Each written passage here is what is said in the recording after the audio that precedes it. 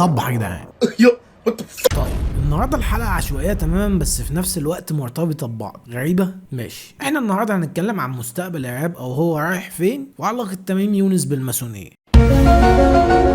لا طبعا بهزر، ماسونيه ايه؟ علاقه تميم يونس باللي هيحصل ده هربطه لك قدام وهتعرف انا بتكلم عن ايه. ليتس جو. تميم يونس هو اول واحد ينفذ الفورميولا الغربيه وتنجح عندنا هنا في مصر. كتير حاولوا محاولات فاشله انهم يستخدموا نفس تركيبه الاغنيه الناجحه او الهيت الامريكي بس ما ظبطتش معاهم. تميم نفذ ده في وقت البيك بتاع الراب او وقت ما كان الراب مسيطر جدا في مصر، او نقدر نقول انه كان البوبيولار ميوزك. طب الفتره دي كان فيها الراب هو المسيطر على الساحه واللي بيحصل فيه كل التطور. يعني نقدر نقول ان الراب كان البوب ميوزك الفتره دي. طبعا نقدر نقول كده. هي ممكن تبقى غريبه على ودنك ان الراب هو البوب ميوزك لان انت طبعا مرتبط معاك البوب بناس زي عمرو دياب ورامي صبري مثلا، فازاي انا بقول لك ان الراب هو البوب ميوزك؟ ما تنفرزنيش. كلمة بوب ميوزك زي ما قلت لك هي البوبيولار ميوزك، وبترتبط دايما بالمزيكا الكوميرشال واللي انت بتبقى قادر توصل لها في اي مكان او تسمعها. فعشان كده انا وانت ممكن نصنف الراب في اخر سنتين ان هو كان البوب ميوزك بتاع مصر. تعالى بقى بعد ما شرحت لك الحتة دي ندعفت انا وانت على حتة تانية. تفتكر ايه اللي يخلي الناس من البداية تشوف موسيقى بديلة عن الاغاني التقليدية بتاعت عمرو دياب وغيره، مشاهير البلد او زي ما كانوا بيقولوا عليهم الميجا ستارز؟ بالظبط كده. تعدد اهتمامات الناس والانفتاح اللي حصل بعد الثورة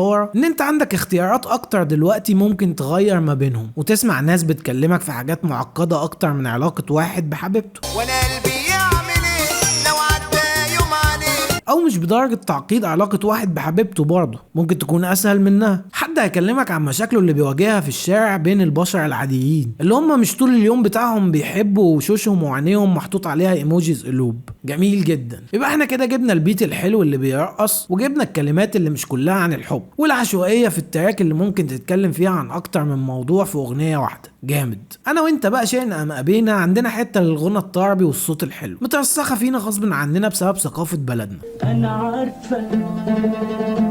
أنا عارفك يا صغير السن. فلو جيت قلت لك انا هعمل لك تركيبه جديده كده فيها المواضيع الجديده اللي انت بتحب تسمعها وكمان هضيف لك عليها شويه غنى، هتقول ايه؟ ماشي. في ناس كتير ممكن ترفض ده بسبب تعلقها بفكره الراب وانا مش مختلف معاهم تماما، بس غصب عنهم هيأثر فيهم المنتج الجديد اللي هيطلع. زي ما في ناس مثلا بتحب كايروكي قوي وهو اسلوب الالقاء بتاعهم شبيه باسلوب الراب جدا، ولا انت رايك ايه؟ خلت واحده شكلها غيرهم باين قوي انها مش منهم. فانت تيجي تسالني دلوقتي من الاخر انت عايز ايه؟ اقول لك انا عايز ايه. انا عايز اقول ان واحده من اهم العوامل اللي خلت الراب يعيش في امريكا هو قابليته على المزج بينه وبين انواع تانية من المزيكا. ولو بصينا من قريب ان اكتر حاجه عملت جدل في تراك ويجز الاخير رغم ان مؤشراته كانت نازله عن اي حاجه نزلها قبلها هي الطبقه العاليه اللي بيغني بيها اللي شبه طبقه مايكل جاكسون. عندنا الرز جايب له. وتعالى نبص برضو على الاغاني بتاعت كوك استوديو اللي نزلتها الفتره الاخيره زي اغنيه احمد سعد وعبد الباسط او بتاعت الدبل زوكش.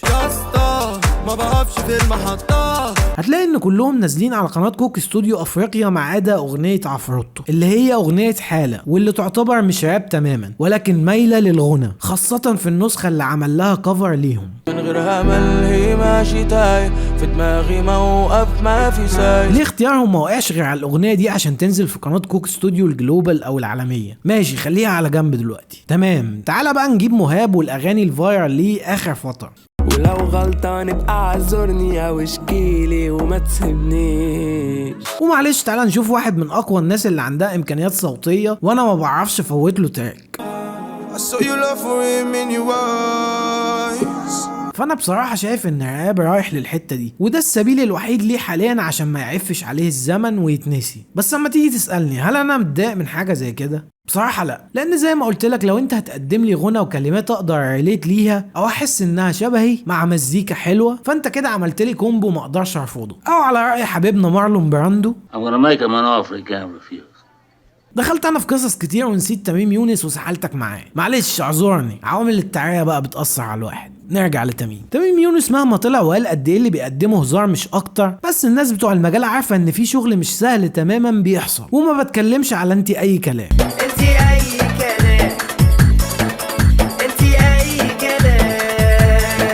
انا بتكلم على تراك الموسم. هو اسمه كده تراك الموسم. شكله تراك الموسم باين ده ومعلش اعذرني هكلمك على التراك ده شويه حلوين، هو كده كده تراك ممتع لاي حد ممكن يسمعه، وكمان عشان الراجل ده لازم ياخد حقه في المذاكره اللي بيعملها. قشطه قشطه. من اول الفيديو انت بتشوف ابعاده اللي هي معموله للموبايل مش معموله للبي سي او التلفزيون او اي حاجه كبيره، ودي حاجه قديمه يعني في المجال، ان خلاص السيطره كلها دلوقتي بقت للموبايل، واي قناه صغيره ممكن من خلال التحليلات بتاعت اليوتيوب تعرف ده. واللي بعده علاقه المونتاج بالاتنشن سبان. من انجح الناس اللي كانت بتعمل اديت وبتجيب اكبر نسب مشاهده للفيديو او ما يلقبونه بريتنشن كانوا الجيمرز، لان هو ما بيديكش فرصه انك تبص بعيد او انك تزهق من الكادر اللي مقدمهولك. تميم يونس حط في دماغه الاتنشن سبان جدا، وعمل الفيديو من اوله لاخره في حركه ليه هو، او لو مش ليه فكان البطل التاني حركه الكاميرا في الفيديو. من بدري وتميم بيعمل حاجات بتسف على نوع معين من المزيكا زي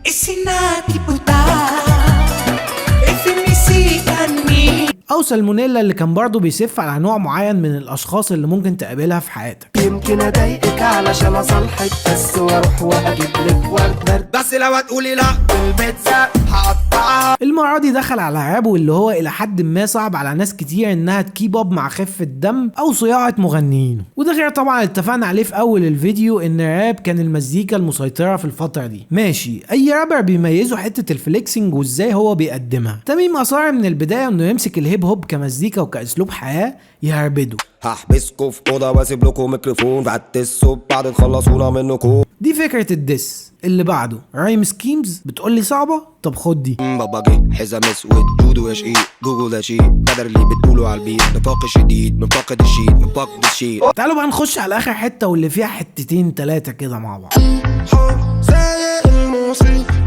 اول حاجه هي الساوند افكت اللي متضاف لصوت تميم، اللي هو تخين شويه واللي اصلا كان بدأ بيه الاغنيه. مش بعيد كان الناس ترقص على البيت. تعليق او توطية البيتش او النبرة بتتعمل في اغاني كتير دلوقتي ومن فترة كبيرة الحقيقة.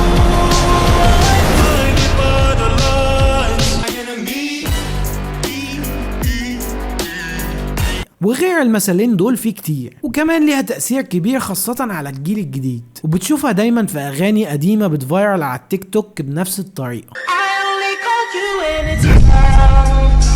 اكيد فهمت انا بتكلم عن ايه، حتى لو الاغاني دي مش هي اللي جت قدامك او شفتها قبل كده. نشوف البار بقى.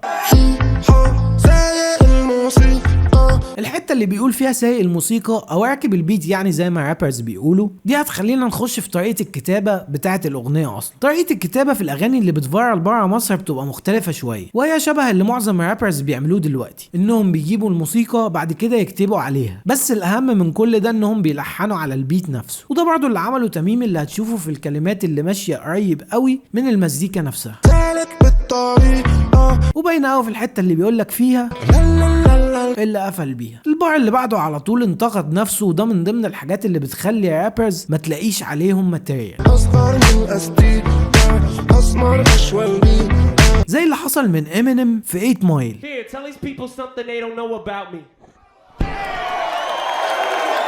انا اسمي قلبص او بومب بقلص بقرا عجل دب برميل لوح حلف ضلف بيض.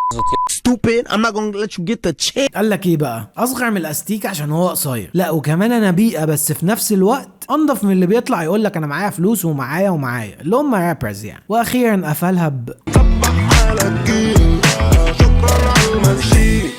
ودي حته كده ان انا جيت علمت عليكم وانا اكبر منكم في السن، واللي بالمناسبه حاجه بتضايقه، بس فكره انك تبقى عندك 40 سنه ولسه اروش من الشباب دول في حد ذاتها تعلم جامد. برضه اتسحلت جامد بس عشان الاغنيه عجباني بصراحه، بس هرجع لك. تميم يونس بينزل اغنيه كل سنه، اغنيه واحده وبتنزل تعمل نوش دايما، لان بيبقى فيها فكره ايا كانت قيمتها ايه ليك، بس هي بتبقى فيها تويست صايع. ليه بقول كل ده؟ عشان السنه دي تميم ما عملش اغنيه راب وعمل فورميولا تانية. يا ربي خلي ماما وحبايبنا والجبنة. الاغنيه نفسها ممكن نتكلم فيها لوحدها، لان برضو فيها افكار مش فكره واحده صايعه، بس المهم ان ده لوحده مؤشر على ان الراب بيفقد سيطرته، ومش في مصر بس عامه، لا الموضوع عالمي، بس على الاقل بره خد اكتر من وقته. بنتكلم في مثلا 25 سنه. جمهور الراب بقى اللي هنا يا ريت يفتح دماغه شويه ويتقبل دمج المزيكا مع انواع تانية، وده في حاله ان هي معموله حلوه. انا ما بقولكش اسمع اي خرا وخلاص يعني، بس لو ما تقبلتش الفكره دي الراب هيموت. وفي الاخر احلى مسا على كل الناس، ويا ريت تقول لي انت شايف مستقبل الراب رايح فين من وجهه نظرك، ونتناقش عادي مع بعض ونتخانق في الكومنتات. يتبع